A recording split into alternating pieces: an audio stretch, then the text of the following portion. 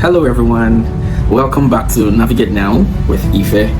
For some of us that have been streaming the first episode and the second episode, I want to say thank you to you. For some of us that have been streaming it on YouTube and on Spotify, thank you so much. I want to believe that you're already getting blessed.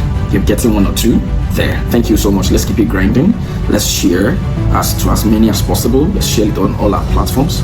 I'd like us to also subscribe, both on YouTube and on Spotify, so that we can reach more people. The agenda is that more people be reached, more people become better than what they were yesterday. So in the last episode, that was episode 2, we discussed about setting your goals and your intentions. We discussed about that, and there I remember we talked about intentions being intentions, and they remain intentions, they remain thoughts. I remember we also spoke about putting intentions and thoughts into on the scale of priority. I remember we said that we can write them down in pieces of paper, and then we now start putting them on the scale of preference, based on how relevant they are to us and to our lives in general. I want to believe that some of us have already started doing that already. Feel free to share, check us up on Instagram. You can message us there. Check us up on YouTube. You can also drop some comments there. Even on Spotify, check us there. Then you can reach us through our mail also. Reach out to us if you need counseling, if you need help, with any of those things, or you just want to share with us, part of the success story. We'd like to hear from you as well. Okay, so on today's episode, like we discussed in the last episode, this is episode 3, and I tag it and I name it, or I title it Setting Smart Goals. I remember in the last session, we talked about setting smart goals, and we said that the acronym of the word SMART, S-M-A-R-T, have meanings, and there's a way we tweak them, to our advantage, in setting goals. So I'll quickly jump on it right back now, and I'd like you to join with me. I'll be as fast as possible. I'm using one example to explain, and I'll try and be practical as possible. You can tweak it into whichever goal that you want to try and set for yourself. So, SMART goals. I said, so this is a comprehensive explanation, and the example we'll be using here is purchasing a car in 2025. And I'll be using myself as the person that is setting the goal that I want to purchase a car in 2025. I like you to be very attentive, don't miss it. So now let's start with the word specific. The spelling of SMART is S-M-A-R-T. Now let's start with specific. So I said your goal should clearly define to the letter, put that in capital, to the letter, what you want to achieve. That is your goal. It must be specific to the letter. Making your goal specific makes it rids you of any opportunity of confusing that particular goal with another goal. There are lots of entities, thoughts, goals, and all of that looks very, very similar. What differentiates them, what juxtaposes them from each other, is how specific they are, or how specific you have set that goal. So I said, make it void of ambiguity, confusion with another entity. For instance, we are making an example of a car. I can say, I want to buy a car. But we all know that there are different kinds of cars. There's Buick, there's Honda, there's Civic, there's Accord. Even if you now say, okay, I want to buy Honda Accord. There are lots of Honda Accord. There are so many Honda Accords with different years. Alright? I want to buy Mercedes-Benz. There are lots of Mercedes-Benz. I want to pass my exams. Which of the exams? But I'll try to stay with the car example, and I'll try as much as possible to be practical enough. I will try and make sure that this video doesn't go beyond 10 minutes, but then if it does, please permit me. I'm trying to be practical enough. So I said, rather than saying I want to buy a car, say this: I want to buy a fairly used 1.8 liter engine red 2012 Honda Civic car. So here you can see how specific I was. I said I want to buy a fairly used. So because if I say I want to buy a car, it could be new, it could be refurbished, it could be fairly used, it could be cut and sew, and all that. So this time around I said a fairly used. I said 1.8 liter. That is to talk about the capacity of the engine. Alright? Because cars are in different capacities. Then I spoke about the color, red. I am very being specific because there are lots of cars with different colors. I said 2012. That is talking about the year of the car. Then I said Honda. Honda is the brand. Civic is the sub brand. Can you see? So if I just say I want to buy Honda Civic car, There are lots of Honda Civic cars with different years, different colors, different engine, and who knows, maybe there are other brands that also produce cars that are called Civic. So you need to be very specific. So here I said I want to buy a fairly used. If you don't know about the engines, you can find out, but you can easily just say I want to buy a fairly used red 2012 Honda Civic car. That goal is specific. You can tailor it to every other goal that you think you want to set. This is just the example we are standing with here. Let's go to the next one. I said your goal must be measurable. The goal should include criteria to measure progress and success. That is to say, that goal, there must be criteria put in how you set that goal in such a way that you can measure the progress and success of that goal. You can easily tell when you're on track, or when you are lagging behind, or maybe when you are actually ahead, which is good for you. That goal must be measurable. I said this will help with tracking the journey towards the actualization of that goal. Now look at this one.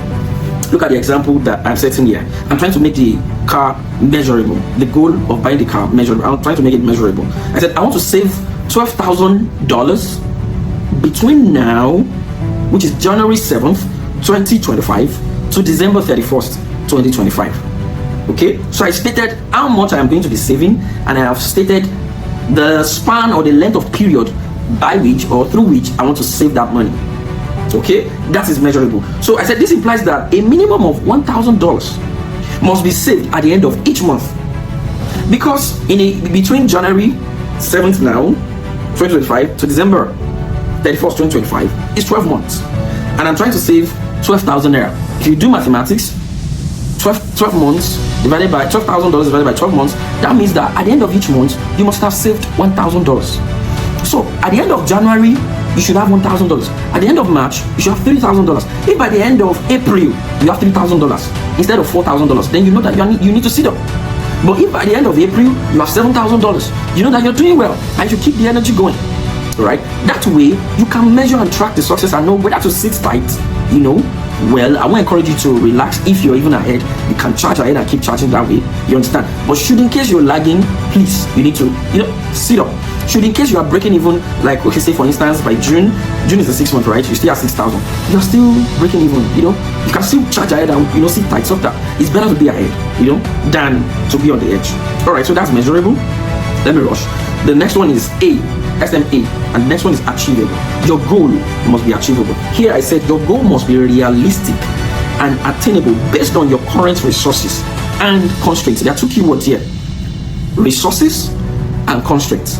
Now everybody has, regardless of whatever goal it is, you have constraints, you have resources. Resources are the things that will enable you in achieving that goal. Constraints are the things that will pull you away from achieving that goal. Now you need to identify them and know the checks and balances between them and how you can position yourself in achieving that goal. Now we said I want to save $1,000 every month to the actualization of $12,000 at the end of the year, right? Okay, now let's say because it's money that I'm trying to save, and I'm going to save that money from an income, something that's coming in, right? So let's say my net income every month is $3,000. That is a resource. All right, that is what? A resource. However, that $3,000, I have restraints, or should I say constraints? How do I mean? I have to pay my rent. You have to pay hydro or NEPA, or as the case may be, whatever it is. You need to eat. While you are still saving up to buy a car, you still need to use the bus. All right, there is other miscellaneous. There's family, every other thing. Those things are called constraints and budgets. Now you need to be careful here. This is very sensitive. Now you need to consider constraints that are very needed and that are unavoidable for you. If those, you need to consider those ones. If there are constraints that you can avoid, please do away with them. But you see, you need to put into consideration constraints that you cannot avoid. For instance, you have to pay your rent. You can't run away from that. You have to pay your hydro. You have to eat. You have to, and there's miscellaneous. So in this case, I am basing my teaching on one. My net income every month is $3,000. I pay a rent of $900 every month. I pay hydro of $100 every month. Let's say I have a budget of $400 every month, and let's say miscellaneous $400.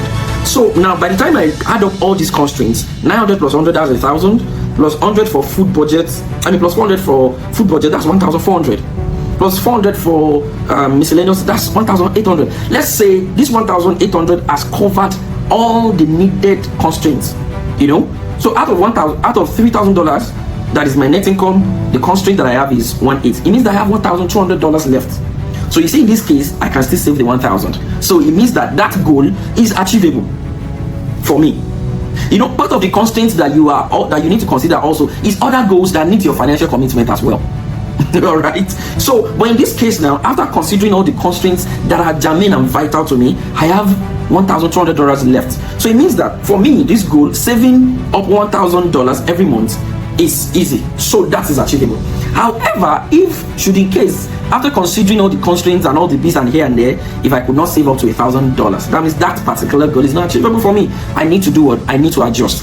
It means that I need to adjust. It's either I go for another car that will not be about $12,000, maybe $5,000, maybe $8,000, maybe $7,000. Look for a goal that fits among what you have. This doesn't mean that you're settling for less. This means that you're setting a goal that is achievable. Okay, that is achievable. It's best for you to plan with what you have and with what you can see. I know that some of us have faith. There's the faith side of it. You understand? We can come to that. All right, we'll come to that and we'll teach on that later. You understand? But humanly speaking, plan with your resources and your constraints. Plan with your current resources and your constraints. That will determine if the goal is achievable or not. Let me jump to the next point. So PARO is called relevance. Now that goal that you're setting must be relevant. It must be a relevant goal. Relevant to what? What do I mean by relevant? Okay, I said your goal must be relevant with your broader objectives, your values or needs. That is to say, the goal that you want to set, it must be relevant to you. You must be setting a goal that, for instance, if I already have two cars already, do you understand? And I just want to buy another one. For what? It's not like I need it right now. It's not relevant to me. It's not relevant to me. One funny example came to mind now. I don't say, for instance, you're a teenager, you're 13 years, you're 14 years, and your goal is you want to have a girlfriend. It's not relevant to you right now. That's not relevant to you. You don't need relationship. The relationship that you need is that of your parents and maybe friends. I mean, family, friends, and all that. That's okay for you. So your goal must be relevant. It must be relevant to you. It must be relevant to your objectives. It must be relevant to other goals that you have. It must be relevant to your values. It must also be relevant to your needs. It must also be relevant to your needs. That's how you test the relevance of your goal. All right, I give you a personal story. The first car that I bought in Canada. Okay, I'll tell you why I bought the car and how setting that goal helped me. So in Canada, for some of you that know Canada is a city, a country where you have very harsh cold weather, right? Very harsh cold weather and all of that. So I discovered that in my first semester when I was doing my postgraduate in school, I was below par and I was put on probation, which means that by the end of the next semester, the second semester, if I don't meet up, it means I have to jump out of the course. I'm not sure I discussed it with the family, I haven't spent that fortune, but I was failing. I was failing, and I know that I needed to sit up. You know what I did? I had to reflect. Why was I failing? What was the problem? Do you understand? Then I discovered that my course was dense, like it was choking. There's a lot to learn. You have assignments. I'm writing codes every day. There's assignments to write. There are textbooks to read. Amongst that, I need to go to work, and all of that. So I now looked at it. Okay, what's the problem? I discovered that the problem was that I wasn't reading enough. Not like I don't want to read enough, but because I didn't have enough time to read. So I now had to think about it. What was taking my time? What could possibly be taking my time to reading? And after doing lots of brainstorming and all that, I discovered that commuting from my house to school and back, commuting from my house to work and back was taking approximately 6 hours from me every day. If you are in Canada or maybe any other country that makes use of public buses, you discover that where you're going may be just 12 minutes away. All right, but the bus is going to take you an hour and a half, maybe 2.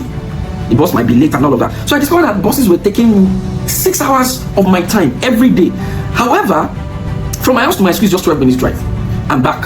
From my house to my office is 12 minutes drive and back. I said, wow, what's the solution? is getting a car to move. Do you understand? So I have to set a goal to get a car. So you see that goal was relevant to me. How? I needed to find time from somewhere else that I can read with, to up my grades in school.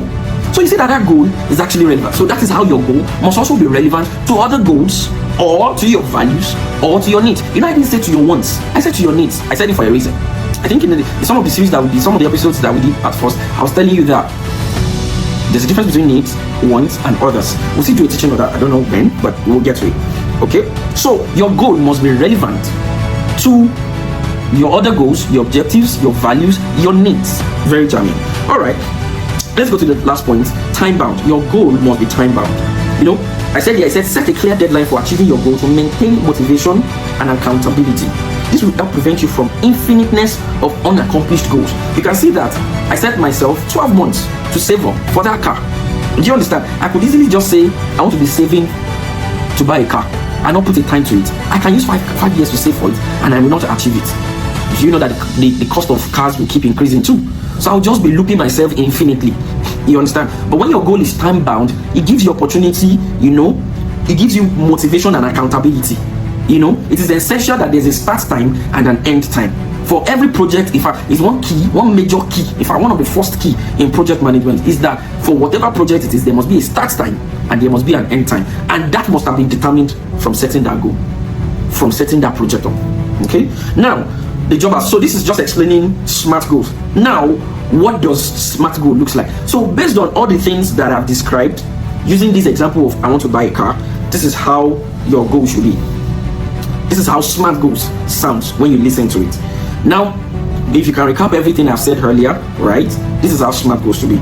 I want to save up $12,000 to purchase a fairly used 1.8 liter red 2012 Honda Civic car by December 31st, 2025. Full stop. Then I continued. To achieve this, I will save $1,000 per month starting now. Full stop. I continued.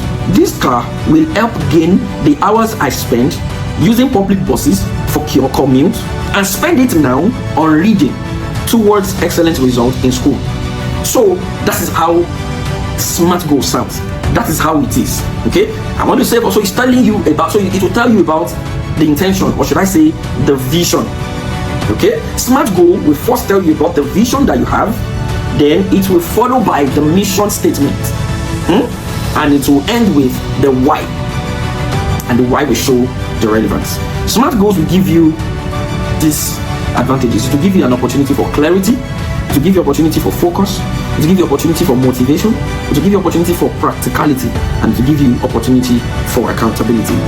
I hope you've enjoyed this episode. This is a bit long, but I needed to be explicit. I needed to be practical enough to explain this. I like you to make use of this and set some SMART goals for yourself.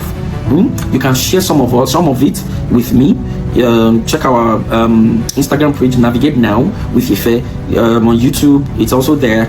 You can also email me at navigatenowwithife@gmail.com. You can share some of your beautiful goals set with me. If you need if you need tutorial, if you need mentorship on that, if you need guidance, you can always reach me. Just search for Navigate Now with Ife across Facebook, across Instagram, across Spotify itself, across YouTube itself. Let's go on this journey together. So until I meet you on the next episode of Navigate Now with Ife, I want to tell you that you should keep grinding, don't stop the work.